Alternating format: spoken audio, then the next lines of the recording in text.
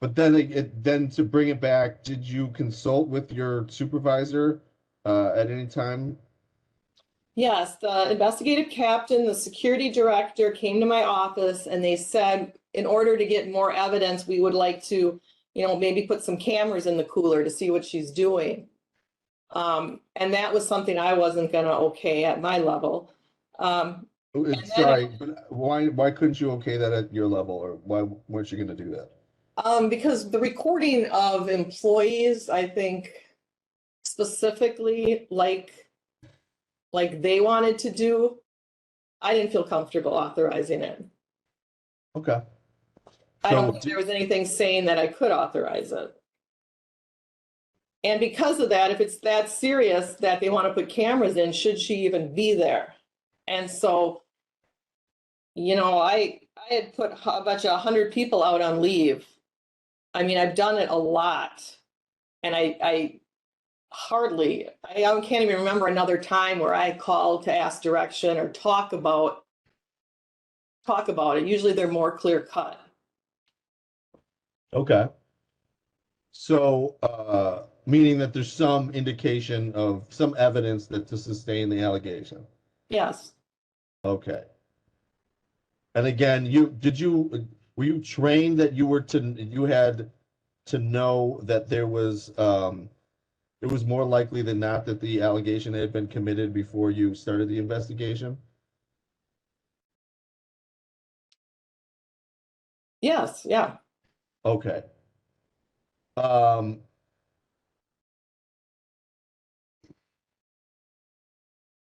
Now, could you have put her out on leave on your own if you wanted to?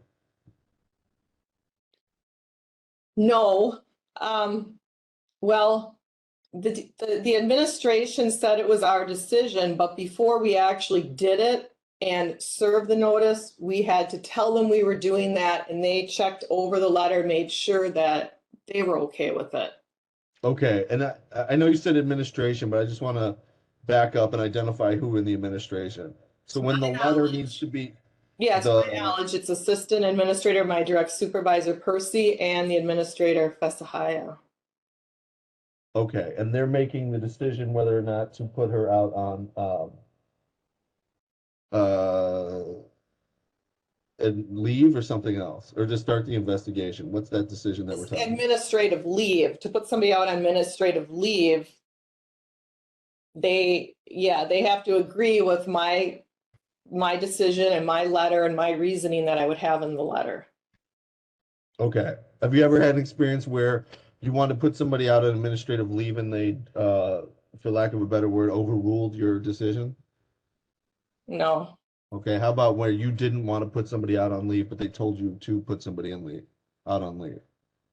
No. Okay. So,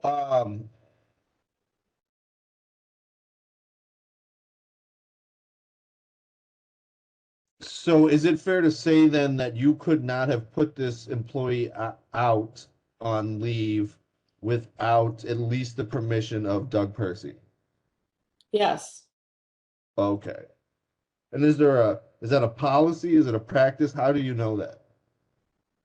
We were told that in warden meetings by Ms. Fassehaye. Okay. And now she wasn't the division administrator for the entire time that you were warden at Columbia, right? Right. Okay. So did that policy change? Or should I put that another way? Did she change the policy then at that time? The policy was changed shortly before she got there. We used to have to ask permission. And then when Jim Schwacker was administrator, I bet it was a few months before the new administration took over, he said, you don't have to ask permission. You can make that decision, but you have to call us and give us the reasoning. Okay.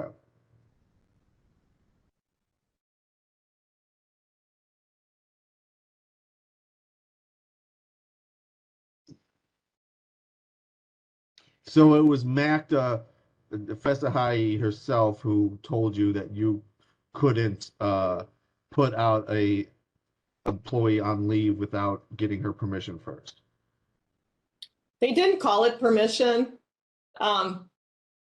They said we make the decision as the appointing authority, but they want to see the letter. They want to see what we have before we do it. She didn't call it permission. Okay. But it was clear to you that she was reviewing the decision? Yes, Doug would tell me I have to run it by Makda. I'll have to run it by her is normally what he would say when I would ask to put somebody out on leave. He would use that word, run it by her. Is that right? Yes. Okay. And then did you ever put anybody out on leave before you heard back from Ms. Fassehaye? No. Okay. No. All right. And so, and that, just jumping ahead a little bit, that includes, I understand there were some frontline staff members who were disciplined after the escape. Is that right? Yes. Okay. And did you get permission from Ms. Fassehaye to investigate and or discipline those frontline staff members? Yes, I didn't discipline them, but after the escape, when information flows up to the warden's office, I relay that to Ms. Fassehaye. And I don't think I'm the one that said that. I suggested these people might have direct involvement on the escape. And I believe she came back and said, okay, need to put this person, I know she did. She said, you need to put this person out on leave, this person out on leave, this person out on leave. So she was conferring with whoever she did to come back and tell me who to put out. How do you know that? Because I was there and she told me to. I had to draft the letters had to come with my name on them. Because this was such, this isn't the run-of-the-mill incident at a prison. Normally I would just do that. But because she was there, it was a big incident. Those decisions came from above me. Okay, but I thought I understood you to say that she was consulting with somebody. Did I understand that right? Yes. How do you know that? Because when I would give her the names and she would say, okay, I'll get back to you. I'll get back to you. We're going to meet with my team. I'll get back to you. And then the call would get filtered through to me on what to do. Okay, do you believe she was consulting with the secretary? Would object speculation. Well, based on those conversations. Did she ever tell you that she was consulting with the secretary? I think she said secretary's office. Okay, is there a distinction between the secretary's office and the secretary? He had 2 deputy secretaries working for him. So I guess in my opinion, there's 3 people there and I can't say who she was running this by. No, I understand. Okay. So it could have been Miss Pahacek, for example. Correct. Okay. Or I think the other one was Shannon Carpenter, I think her name was. Okay. So, so did you initiate the initial investigations and discipline into the frontline employees at all? Well, the only thing I did was put them out on administrative leave. And what that means is myself and our HR department crafted the letters. I signed the letters. I called the employees to my office. I gave them the notice and I made sure they were escorted out of the institution. Okay.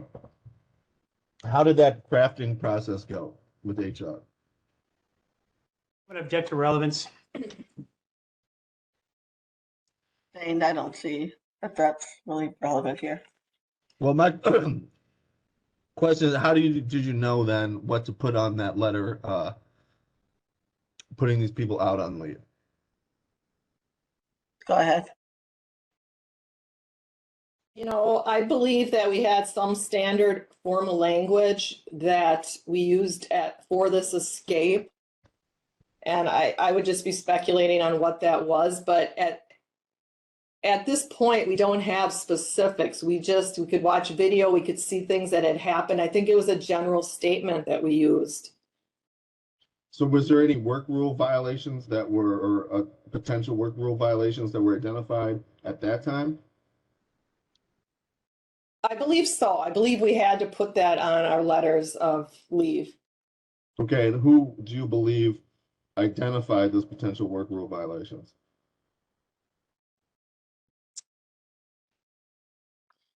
Again, It was calls for probably a- speculation. I didn't hear you, Mr. I'm Mullenweg. sorry, what was the objection, please? Just because I thought it was it called for a speculative response. Okay, and she was gonna name who, if anybody she knew, gave her that information. Do you know? Or if not, then let's not speculate. Yeah, it would have been myself and my HR director, and Makda Fassehaye and Doug Percy, because we all had to be on the same page. Okay, but that's sounds like a collaborative. I guess what I'm trying to figure out is who first identified the potential work rule violation, if you know. I can't remember that. Was it you? It could have been. Okay. And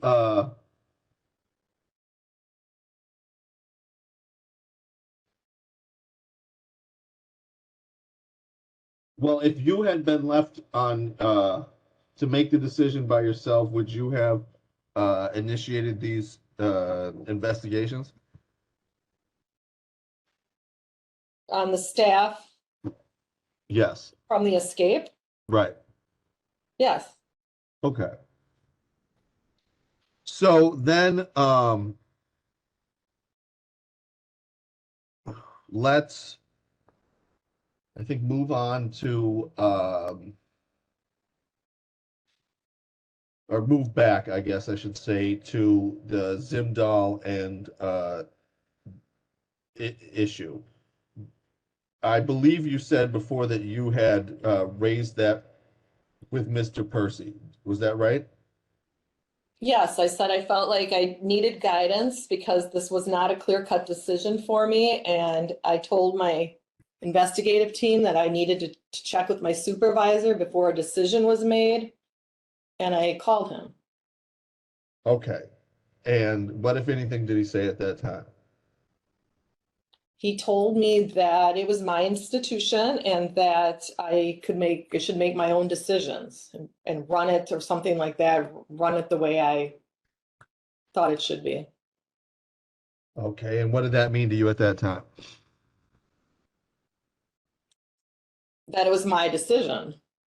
And that he didn't say there'd be consequences if there was a wrong or right decision, but he trusted me to make a decision. He didn't want to be, I guess, bothered with it. He was, it was a Friday afternoon. It was late. It's a very short phone conference. And like I said, normally, every time I would ask something, he'd say, let me ask Makda. I have to check with Makda. That was usually the response I got. So this was very different.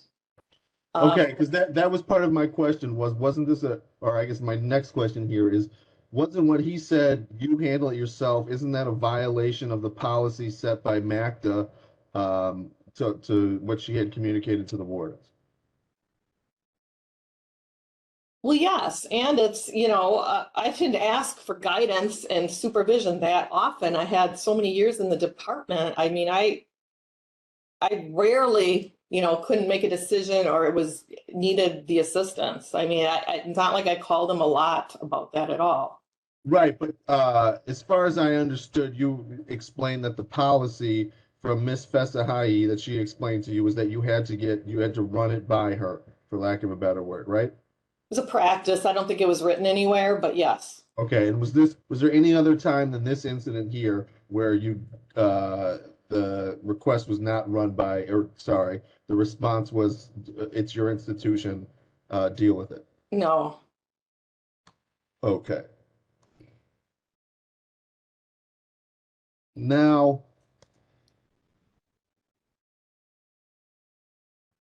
are you aware of whether or not Mr. Percy remembers having this conversation with you?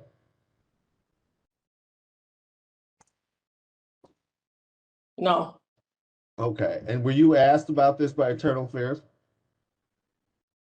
I brought it up to Internal Affairs, yes.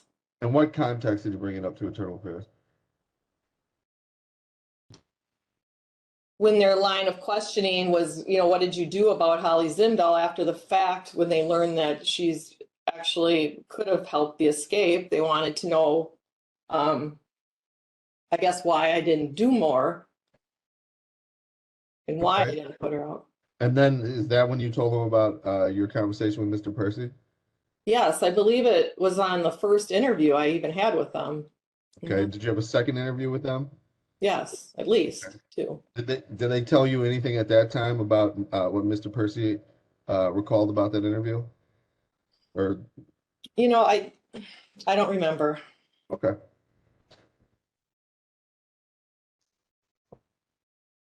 So just again to back up to the escape itself, what can you identify what errors, if any, by the DOC led to this to the escape? From the beginning, you mean, of that night or that morning?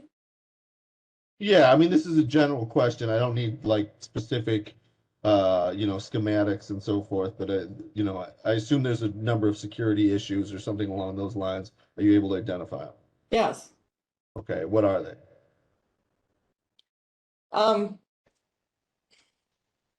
the kitchen workers get out at 4:30 in the morning, and I reviewed video after the escape. You see the workers coming out of the tier. One guy is carrying a big garbage bag full of stuff. They shouldn't have anything in their hands. So the officer that works the bubble, first of all, should have not let them take anything with them. They didn't need anything to work in the kitchen. They don't need a big garbage bag full of what was escape materials. He didn't check their IDs. That's policy, that's general practice. You have to make sure at a maximum, especially, that you're letting out the right guys. One of the guys switched places with another inmate. So one of the guys that went over the fence wasn't even a kitchen worker, yet he was allowed to come out of the unit. And then when you watch the video, they come out of the unit and our escort officer isn't there. We put escort officers in place. We trained them. Escort means you have eyes on the inmates at all times when they leave that housing unit till they get to their destination at nighttime like this. It's dark out. There was nobody there to see the two guys leave the line and run around the side of the building. Then we have one tower officer. The inmates run across an entire rec field that's lit up like a football field, clear as day. They run across there. It took them 9 to 10 minutes to get over that fence. And they were wearing kitchen whites. They stood out, and the tower was, I don't remember how many feet away, was not alert for 10 minutes, did not see this happening. Once the inmates get up on the fence, you see car lights coming, you see the perimeter vehicle coming around. Now their job is to circle that perimeter all night long during the dark and make sure nobody's on the fence. He comes around when the inmates are right on top. On the video, the inmates put their hands up, they know they're caught. The car drives right by them. And the inmates proceed to get over the fence. And I'm sorry, just for clarification, is this the stun fence or the razor wire fence? Both. Okay. There's double layer of fence. They got over both of them. Okay. And do you know if either of the inmates were injured by the razor wire fence? Yes, they were. Okay. And were they stunned at all by the stun fence? Yes. Okay. And I understand that there's an alarm on the stun fence, is that right? No, the alarm is on the interior fence. The razor wire fence. Yeah, so the first fence you come up to, normally alarms, like we get garbage stuck in there, we get little stuff, and it sends a signal to our control center that something is on the fence that shouldn't be. That's the first fence. And then you're talking about the stun fence is the second one, on the outside of the second one. Okay, because we heard some testimony that there was issues with an alarm not going off. Yes, Okay, did that occur at this, during the escape? yes. Okay, and was that issue with the alarm, was that an ongoing thing? No, not to my knowledge. Okay, It was ongoing for a day or two. okay, I got it. So,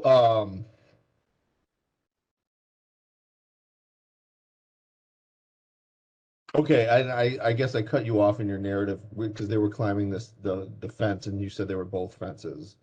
So there was the tower guards, they tried to surrender, but nobody accepted their surrender, and then they continued to escape, and then I interrupted you there, I think. Was there anything else with the escape that did not follow policy?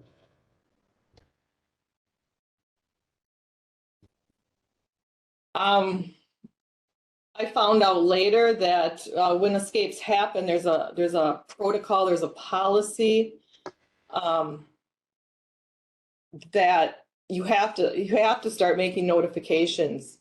And I believe that was delayed, that didn't happen right away. The captain reported the wrong inmate had escaped, so one of the names that got released was wrong. A lot of these initial steps that should have happened right away at 4:35 in the morning were missed and were not done correctly. Okay, and when you were at 4:30 on that morning, were you on the scene at that time? No, Okay, who was the warden at that time, for lack of a better word? the highest ranking staff Thank you. assumes command on third shift. That would have been a captain. Okay, now I understand. Was that captain disciplined, do you know? He was investigated. What's the captain's name? Boudry, Okay, that's a male? a male. Okay. So just to be clear, the person who was actually the highest ranking person at the time of the escape was a male, correct? Correct. Okay. And you don't have any knowledge of whether or not he was disciplined. Is that also true? That's true. Okay. Um, so how did you first learn of this escape? I got a call from Security Director Brian Gusky. Okay. I assume he told you the escape. Yes. What did you do then? I tried to get, I mean, it's the worst thing you can ever hear. I tried to get some details from him. He did not have a lot of detail at that time. He wanted to notify me that they thought they escaped, but they were still checking. They had to do an emergency count. There's steps they had to go through to make sure that inmates actually escaped. So I told him to go ahead, call me back when he could. And then I called we always have an on-call DAI person, and that was Assistant Administrator Stephanie Hovey. So I notified her of what had happened. Okay. And then I called Luke Weber because Brian Gusky he wasn't at the institution yet. He lives an hour away. I live about an hour and 15 minutes away. Luke Weber lived about 10 minutes away. And so I called him, woke him up, and said, you need to get to the institution right away. Told him Did that what happen? happened. Did you talk to Makda Fassehaye that morning at all? Yes, yes. Okay. When did that happen?